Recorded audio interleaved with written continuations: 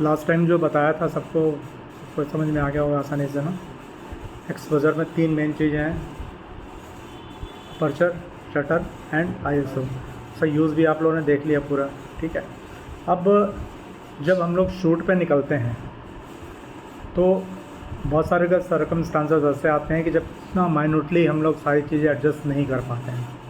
Basically ये manual mode तब use करते हैं जबकि हमारे पास प्लेंटी ऑफ टाइम हो, किसी अच्छे रूम में बैठ के हम लोग शूट कर रहे हों, कोई दिन भर का प्रोग्राम है हमारा कि एक सेम सिचुएशंस में हम लोग शूट करेंगे। लेकिन अगर जहाँ पे वेरिएबल सिचुएशंस रहती हैं, जैसे आप किसी इवेंट को कवर करने गए हो, किसी पार्टी को कवर करने गए हो या किसी स्टेज प्रोग्राम को कवर करने गए हो, तो वहाँ पे आपको बार बार चेंज करने का मौका नहीं मिलता है और आपके शॉट्स बिगड़ने के चांसेस रहते हैं। तो ऐसे टाइम पे हमारे पास कैमरे के अंदर कई अलग तरह के ऑटोमेटिक मोड्स रहते हैं, वो मैं आपको दिखाता हूँ आगे।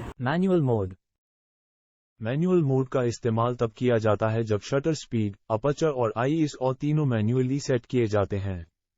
इस सेटिंग में देखिए लाइट चेंज होती जा रही है, लेकिन शटर स्पीड 125, अपर्चर 7.1 यथा आईएसओ 200 पर फिक्स है।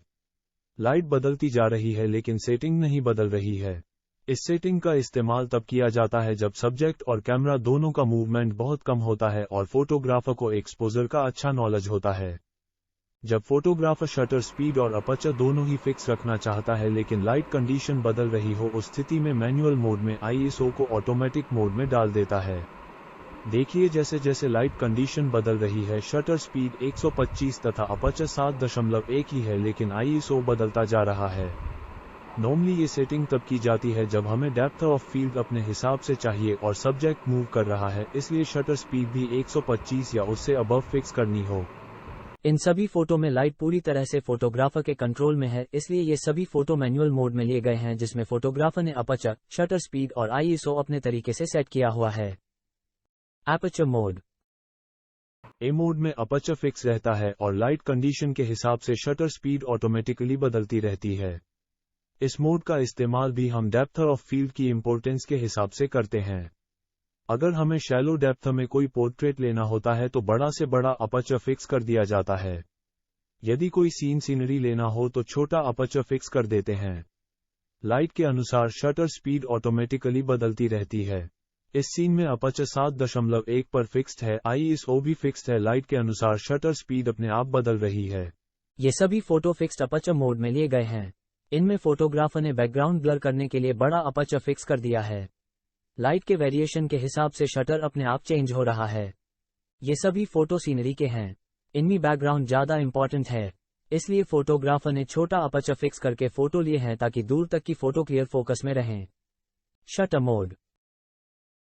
एस मोड में शटर स्पीड फिक्स कर दी जाती है और लाइट कंडीशन के हिसाब से अपर्चर ऑटोमेटिकली बदलता है। एस मोड का इस्तेमाल ज्यादातर स्पोर्ट्स में किया जाता है जहां स्पीड वेरिएशन से पिक्चर शेक होने का रिस्क रहता है, जैसे कि कार रेस, फुटबॉल मैच या हम किसी चलती हुई चीज से फोटो ले रहे हों। इस सीन में एस मोड लगा है। शटर स्पीड 125 पर और आईएसओ 800 पर फिक्स है। लाइट के अकॉर्डिंगली अपर्चर ऑटोमेटिकली चेंज हो रहा है। ये सभी फोटो एस मोड में लिए गए हैं। सभी पिक्चर में हाई शटर स्पीड फीड कर दी गई है और अपर्चर ऑटोमेटिकली कंट्रोल हो रहा है, इसीलिए ऑब्जेक्ट की अधिक स्पीड होने के बाद भी पिक्चर शेक नहीं हुई है। Program mode. पी मोड में शटर और अपर्चर दोनों ही लाइट के हिसाब से बदलते हैं। कैमरा ऑटोमेटिकली शटर और अपर्चर एडजस्ट कर लेता है। इस मोड का इस्तेमाल ज्यादातर वो लोग करते हैं जिन्हें फोटोग्राफी की बहुत ज्यादा नॉलेज नहीं होती। ये मोड किसी भी सिचुएशन में फोटो खींच लेता है, लेकिन डर बना रहता है कि अगर शटर स्पीड ज्यादा कम हो गई तो पिक्चर शेक हो जाएगी।